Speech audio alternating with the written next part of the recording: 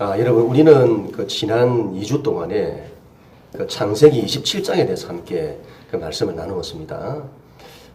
창세기 27장은 그 실수의 장이라고 합니다. 그래서 이삭의 실수, 또 리브가의 실수, 야곱의 실수, 에스의 실수, 우리 그런 것들을 우리가 보았습니다. 근데 우리가 창세기 27장을 읽다 보면 어떻게 이러냐, 어떻게 하나님을 믿는 사람들이 이럴 수가 있냐, 그런 마음이 듭니다. 이건 세상 사람들보다 더 못하다는 그런 마음이 듭니다. 그러나 여러분, 창세기 27장만큼 더 은혜로운 장도 없습니다.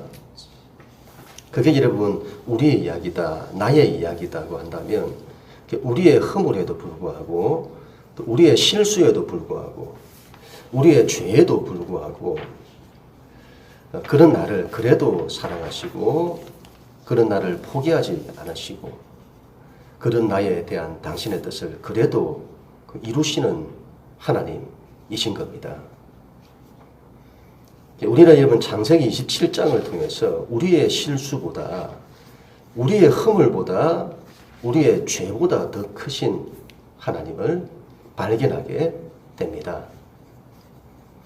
우리의 허물과 죄로 인해서 우리의 인생이 불안과 두려움 가운데 있을 때에 그런 나를 멀리하지 않으시고 오히려 그런 때에 더 가까이 해주시고 그래도 나에게 은혜를 베풀어 주시는 하나님. 우리가 그 하나님을 생각할 때마다 일어설 힘을 얻게 되는 거죠. 우리는 오늘 창세기 28장에서도 그런 하나님을 만나게 됩니다.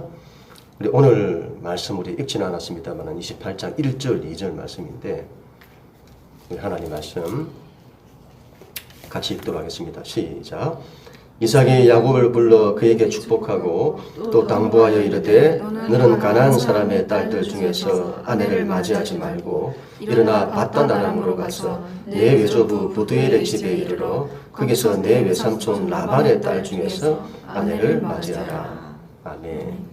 이삭이 둘째 아들 야곱을 불러서 밧단 아람으로 보냅니다. 밧단 아람이라는 곳은 그 야곱의 어머니 리브가의 고향이죠. 야곱을 보내는 이유는 겉으로는 가나안 땅에서 아내를 구하지 말고 그곳에서 아내를 구하라는 것입니다만, 그러나 속내는 따로 있습니다. 이 야곱이 27장에서 아버지를 속이고 형을 속여 장자의 축복권을 가로챘습니다. 그 일로 형 에스가 아버지가 죽고 나면 야곱을 죽이겠다는 거죠. 엄마 리브가가 그걸 알고는 야곱에게 너는 하란에 있는 외삼촌의 집에 도망가 있으라. 형의 노가 풀리면 사람을 보내어서 너를 부를 테니. 그렇게 된 거죠. 형이 죽이려고 해서 야곱을 보낸다고 하면 이 아무것도 모르는 이삭이 그걸 허락할 리도 없고, 또 그렇게 말한다면 내가 한 번 쏙지 두 번 쏙냐 할 테니까 명분이 필요한 거죠. 그래서 여러분, 이 큰아들 에스가 가나안 땅 헷 사람의 딸들과 결혼해서는 너무 힘들었다. 그러니까 리브가가 이삭에게 그렇게 말하는 거죠. 내가 너무 힘들다고. 이런 고부 갈등이 없다고. 그런데 야곱까지 이 땅 여자와 결혼하면 내가 무슨 재미로 인생을 살겠냐고. 그래서는 아내를 구하기 위해서 외가 쪽으로 보내자는 겁니다. 겉으로 볼 때는 아내를 구하기 위해 외가 쪽으로 가는 것이고, 실제 속내는 형을 피해서 도망가는 겁니다. 결국 여러분, 어머니 리브가가 남편을 속이고 야곱이 아버지를 속여 장자의 축복권을 빼앗은 대가는 이 야곱이 도망자가 되는 것이죠. 리브가도 사랑하는 이 아들 야곱을 떠나보내야 하고, 야곱도 사랑하는 엄마에게서 떠나야 하는. 그리고 지금까지 평생을 아버지 집에서 함께 살았잖아요. 그런데 이제 본토 아비 집을 떠나야 하는 상황이 된 겁니다. 여러분, 야곱은 하루아침에 도망자 신세가 되었습니다. 여러분, 때로는 우리도 인생을 살면서 우리의 실수, 우리의 허물, 우리의 죄 때문에 쫓기는 신세가 될 때가 있습니다. 쫓긴다는 이 말이 꼭 물리적인 것만을 말하지는 않습니다. 우리가 마음이 쫓기고 막 삶이 쫓기고 그런 쫓기는 삶을 살아가게 되는 거죠. 쫓기는 자들의 특징은 늘 불안하고 두려워합니다. 인생은 쫓기는 신세, 도망자의 신세가 되면 안 되는데 늘 평안하고 또 안식해야 하는데 그렇지 못한 우리의 모습, 우리 야곱에게서 우리의 모습을 보게 되는 것이죠. 하루아침에 도망자 신세가 된 야곱의 인생은 어떻게 될까요?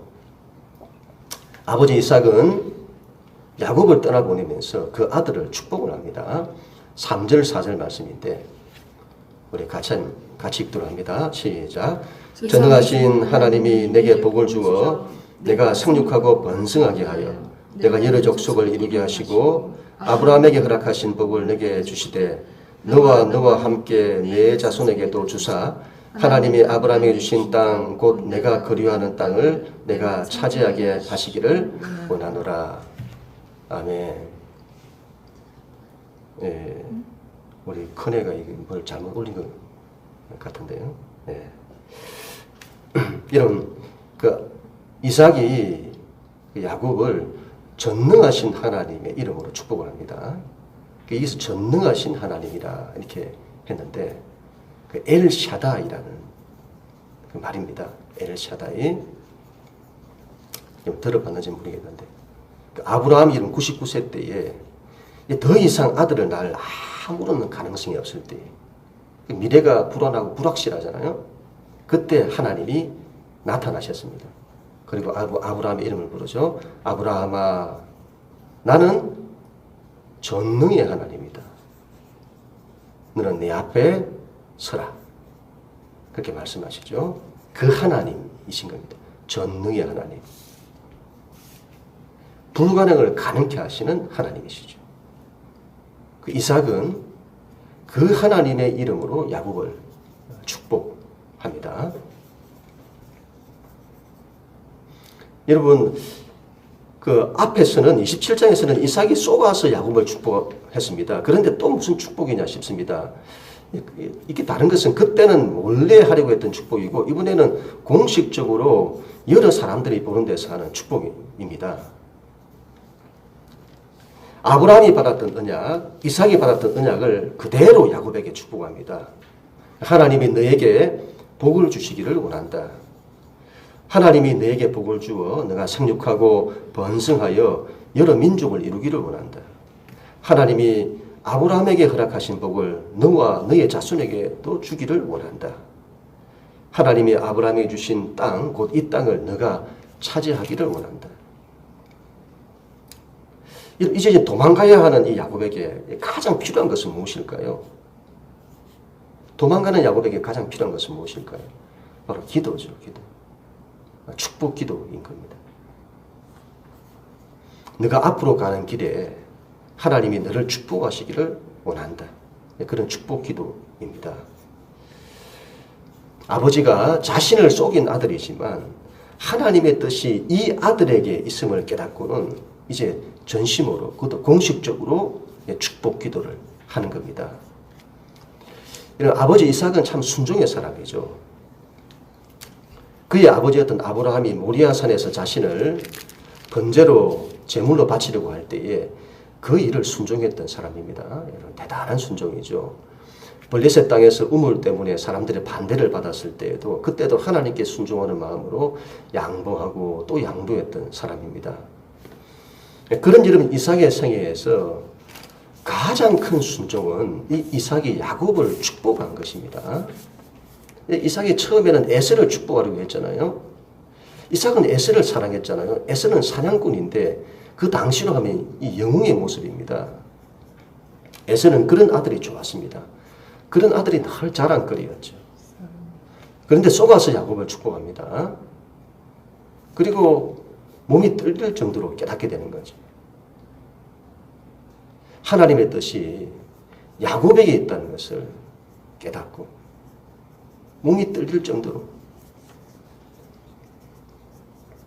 그리고는 이번에는 자신의 모든 것을 이제는 다 내려놓고 하나님께 순종하여 야곱에게 공식적으로 축복하는 겁니다.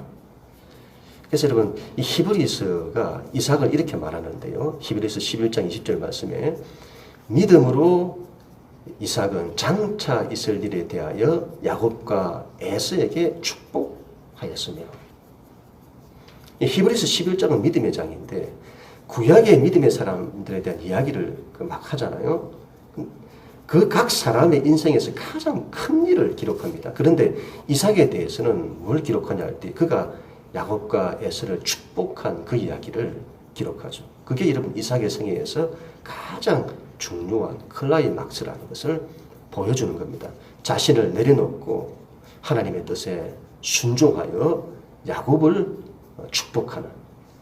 그래서 하나님은 에서와 같은 영웅이 아니라 야곱과 같은 허물 많고 죄 많으나 하나님을 붙들고 하나님의 약속을 붙드는 그 야곱을 사랑하신다는 것을 알고 그에게 축복하는. 우리는 오늘 이 사건이 얼마나 중요한 사건인지를 알아야겠습니다. 아버지가 야곱을 축복하고 그를 밧단 아람에 보내어 아내를 맞이하게 하고 가나안 사람의 딸들 중에서 아내를 맞이하지 말라고 하니까 그걸 본 에서는 가나안 아내 둘이, 자기는 가나안 아내를 맞이했잖아요. 그 아내 둘이 아버지 이삭을 기쁘게 하지 못한다는 것을 알고는 또 결혼을 하게 되는데, 이번에는 아브라함의 할아버지 아브라함의 아내의 몸종이었던 하갈을 통해 낳았던 이스마엘이 있잖아요. 그죠? 이스마엘의 딸과 결혼을 하게 되어집니다. 이런 하갈은 애굽 사람이고 이스마엘의 아내도 애굽 사람이고, 그렇다면 그 딸도 애굽 사람인 겁니다. 에서는 가나안 여자만 아니면 된다고 생각한 듯합니다. 우리는 이걸 통해서 이 에서가 생각이 있는지 없는지 모르겠다, 그런 마음이 들어요. 어떻게 그런 생각을 하는 건지. 이스마엘이 누구입니까? 자신의 아버지 이삭을 핍박했던 사람이고, 하갈이 누구입니까? 할머니 사라를 그렇게 힘들게 했던 사람입니다. 그런 사람의 딸을 아내로 삼겠다는 겁니다. 이 에서가 이런 몰라도 너무 모르는 거죠.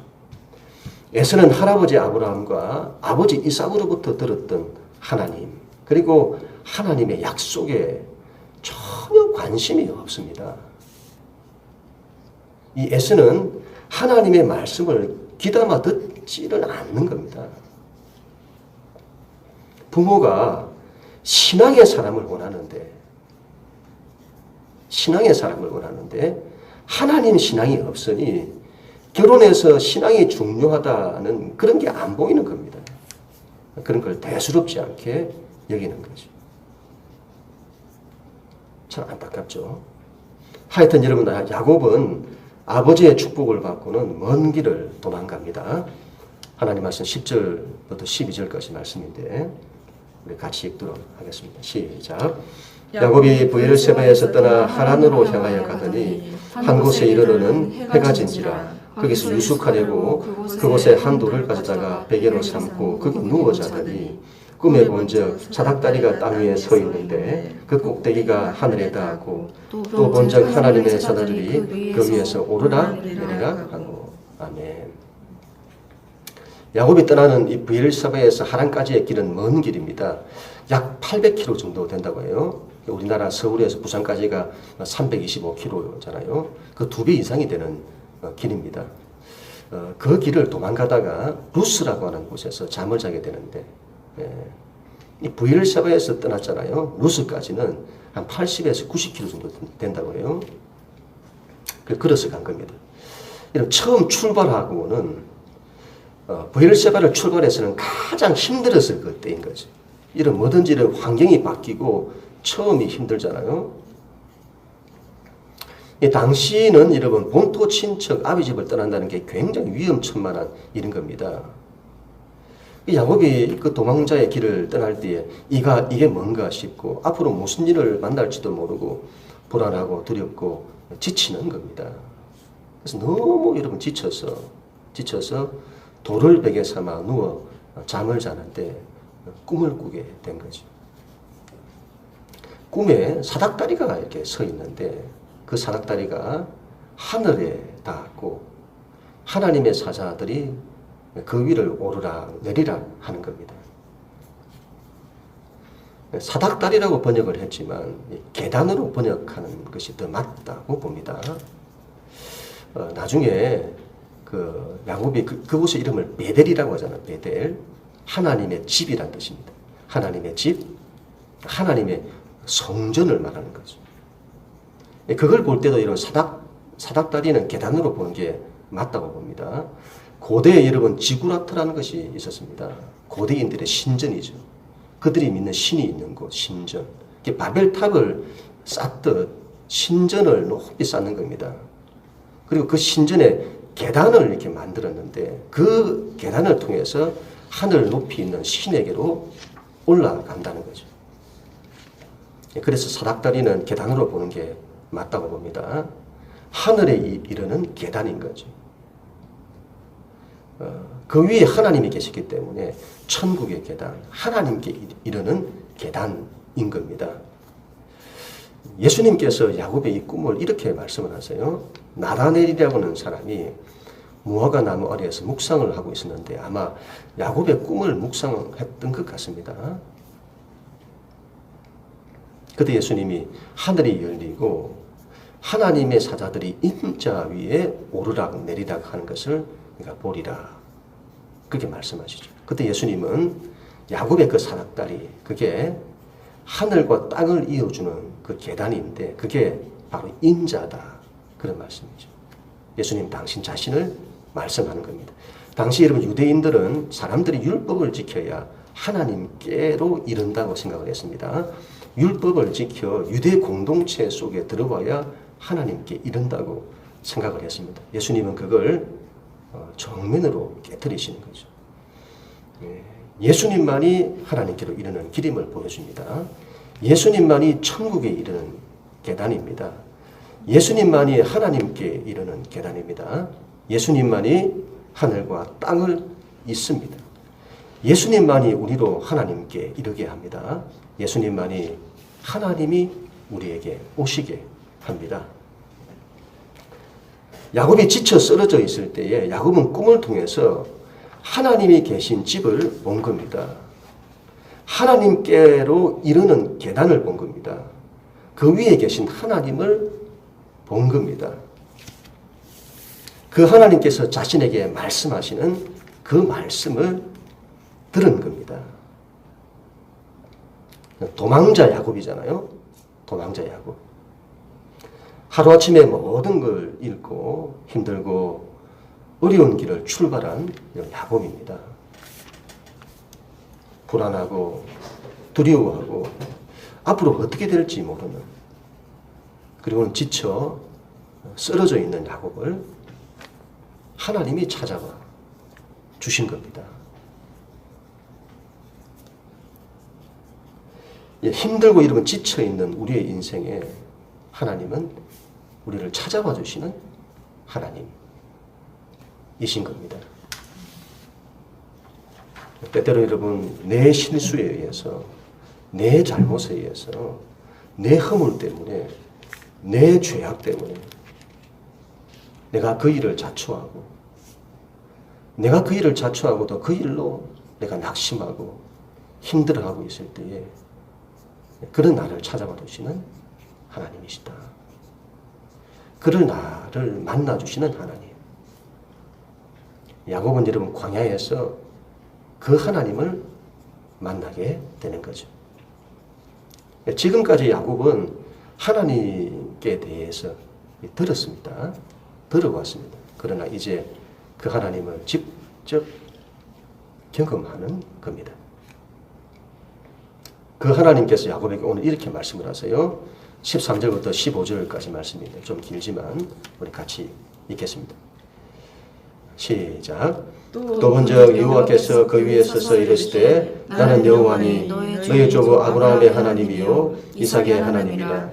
내가 누워있는 땅을 내가 너와 내 자손에게 주리니 내 자손이 땅의 티끌같이 되어 내가 서쪽과 동쪽과 북쪽과 남쪽으로 퍼져갈 것이며 땅의 모든 족속이 너와 내 자손으로 말미암아 복을 받으리라. 내가 너와 함께 있어 내가 어디로 가든지 너를 지키며 너를 이끌어 이 땅으로 돌아오게 할지라. 내가 내게 허락한 것을 다 이루기까지 너를 떠나지 아니하리라 하신지라. 아멘. 아멘. 여러분, 하나님은 야곱을 축복하십니다. 나는 너희 할아버지 아브라함의 하나님이고 너희 아버지 이삭의 하나님이다. 내가 너가 누워있는 이 땅을 너와 너의 자손에게 줄 거다. 너의 자손을 땅에 티끌같이 많게 하여 사방으로 퍼져나가게 할 거다. 땅의 모든 족속이 너와 너의 자손으로 말미암아 복을 받게 할 거다. 이건 여러분 하나님께서 아브라함에게 허락하셨던, 그리고 그의 또 아들인 이삭에게 허락하셨던 그 언약을 야곱에게 또 주시는 거죠. 내가 너에게 약속한 땅이 이 땅이다. 너는 나의 약속을 이루기 위해 이 땅으로 반드시 돌아올 거다. 그때까지 내가 너와 함께 할 거다. 네가 어디로 가든지 너를 지켜낼 거다. 내가 너에게 허락한 것을 이루기까지 내가 너를 떠나지 아니할 거다. 하나님이 그렇게 말씀해 주시는 거죠. 여러분, 도망자 야곱입니다. 한순간에 모든 걸 잃은 야곱입니다. 이제 끝인가? 앞으로 나는 어떻게 될 건가? 내 인생은, 내 미래는, 삶이 불안하고 두렵고 절망적입니다. 그런데 하나님께서 나타나셔서는 내가 너와 함께 할 거다. 내가 너에게 허락한 것을 다 이루기까지 너를 지킬 거다. 너를 떠나지 않을 거다.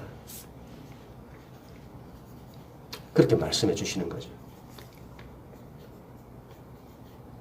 야곱이 여러분 아버지의 집을 떠나서 외삼촌 집으로 도망가서는 그곳에서 살게 되는 세월이 20년입니다. 긴 세월이죠. 도망가서 20년의 세월을 그렇게 보내는 겁니다. 야곱은 앞으로 20년의 세월을 정말 고생합니다. 근데 여러분, 이 도망자 야곱이잖아요. 도망자 야곱. 앞으로의 이 길이 고생길이라고 한다면 여러분 얼마나 이 낙심이 되고 좌절이 될까요? 그게 고생길이라고 생각하면 얼마나 인생이 힘들고 어려울까요? 그런 길은 가고 싶지 않은 겁니다. 그런데 여러분, 하나님의 오늘 이 말씀으로 야곱의 앞으로의 20년은 고생길이 아닌 겁니다. 그 길은 고생길이 아니라 하나님이 함께 하시는 길이고 하나님과 함께 가는 길인 겁니다.